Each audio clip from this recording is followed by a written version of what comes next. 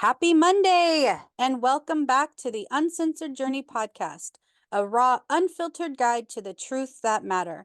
We're diving deep, getting real about what it takes to truly transform inside and out. Ready for truth? Ready for transformation? You're in the right spot. I'm Cindy, and with me, as always, is Gabriella. Now let's get uncensored. Today we are talking about overcoming bad days. And how to do that. So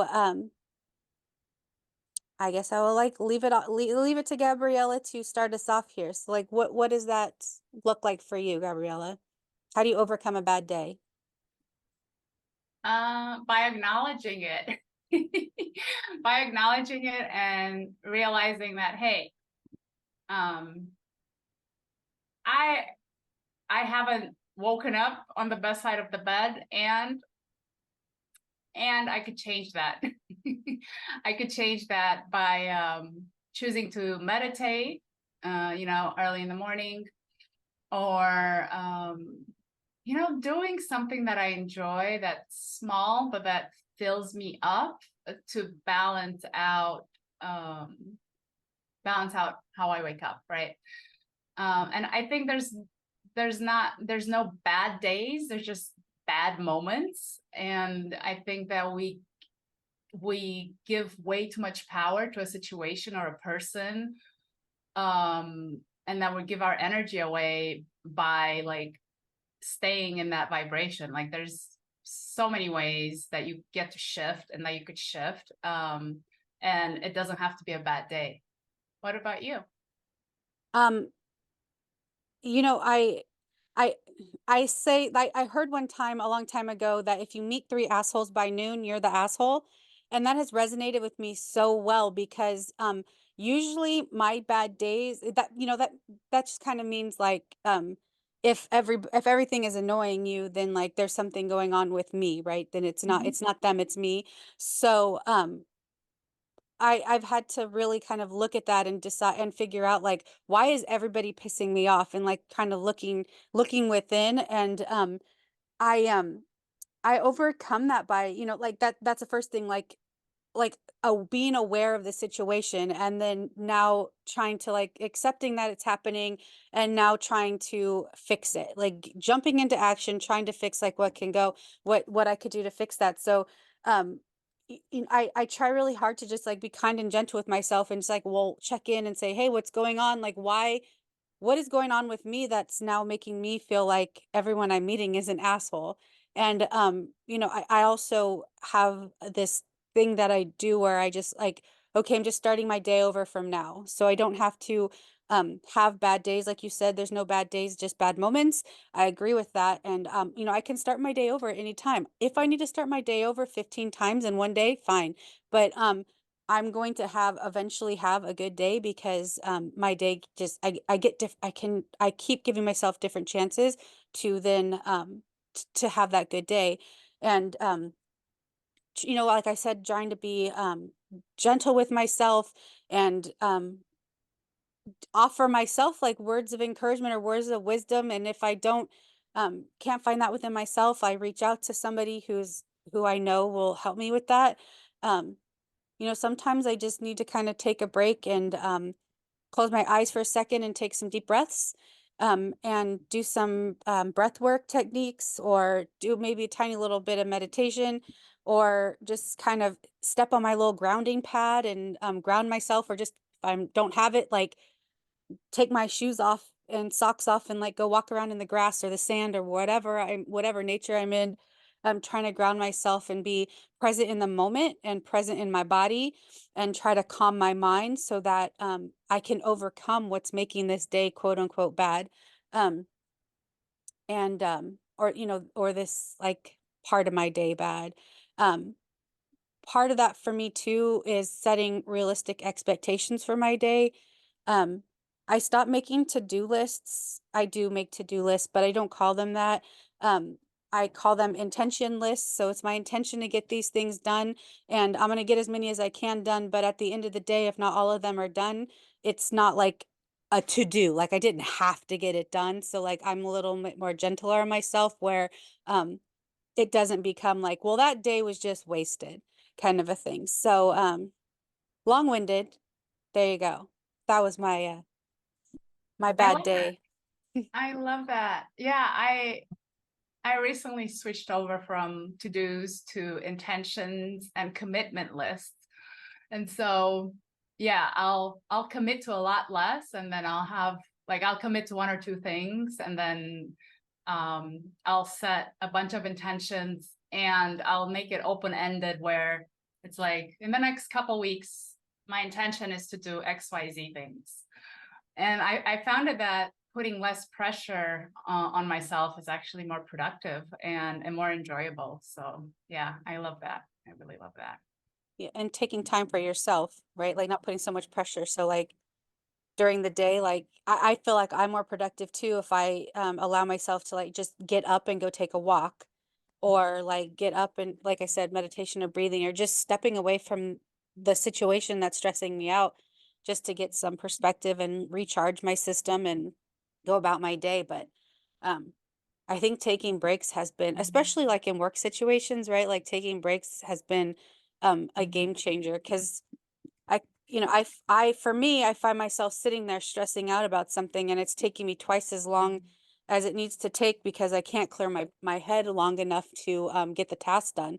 But if I step away and go like step away for like 5, 10 minutes and come back, it takes me like half the time, and it just works out better for me.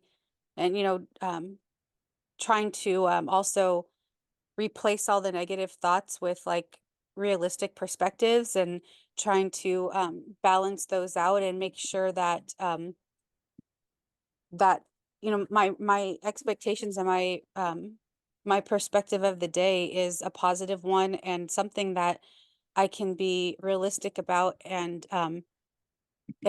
be able to move forward. And sometimes that looks like me having to shift things around, or focus on different things. But I hate to keep saying this, but also like gratitude is a huge part of this for me. When things are bad, like focusing on the things that I'm grateful for and I'm happy to have in my life helps me shift my perspective and shift my mindset so that I can turn that day around again. So, yeah, Yeah, no, thank you for that.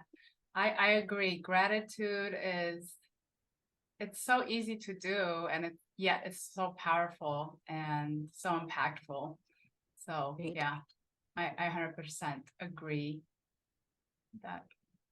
Yep. I think too, like maintaining and like creating and maintaining that positive and grateful, like gratitude outlook, like it helps you also walk through those bad days, um and you walk through them easier, but also come out of them with a little bit more resilience, and like you're a stronger person for like along the process, because you're able to find other tools that or you're able to find the tools to like change your thinking faster. So um you know I I'm not saying like I don't have bad days anymore. I'm not saying that things don't trigger me or things don't annoy me. But what I am saying is that I've collected so many tools along the way that I don't have to live in that very long. Like I know how to shift out of that mindset pretty quickly now, so that I can, start my day over. I can recognize that the asshole is me. I can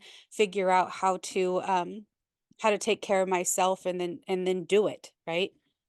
Self-care is so important in these situations as well. So Yeah, absolutely. Yeah, and I appreciate you bringing up the shifting aspect of it.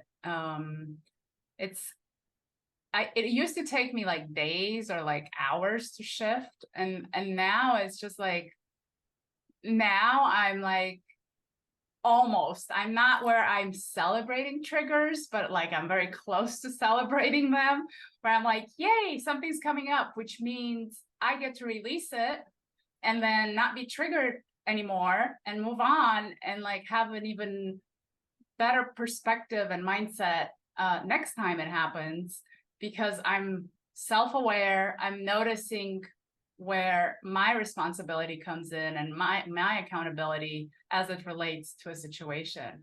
So yeah, it's so fun and actually empowering to notice like how much we get to transform and change over the years, based on all the different tools that we got along the way. So For yeah. sure. For sure, for sure. And definitely like knowing how to keep your side of the street clean so that you're not causing problems for the relationships in your life because you're having a bad day. Mhm. Yes, Yeah. absolutely. It's a pretty interesting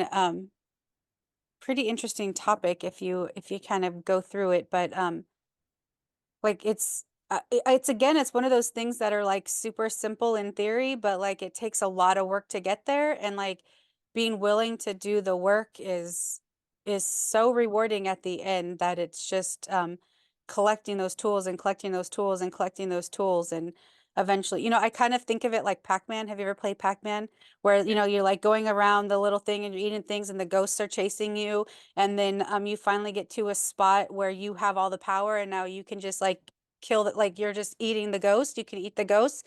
I feel like that's kind of how my toolbox is, right? Like I'm just chugging along, and I'm collecting those tools that like don't let anything fuck with me. So like I just get to keep eating those ghosts, collecting those little power nugget things. I don't know what they're called in Pac-Man, but in the corners, like you just keep collecting those power nuggets, and then you can like turn around and just keep chasing those ghosts and getting the things that no longer serve you. So I know I have a lot of analogies, but like my brain works very visually. So sometimes I have to see things so that I can feel things. So or for me to better understand them.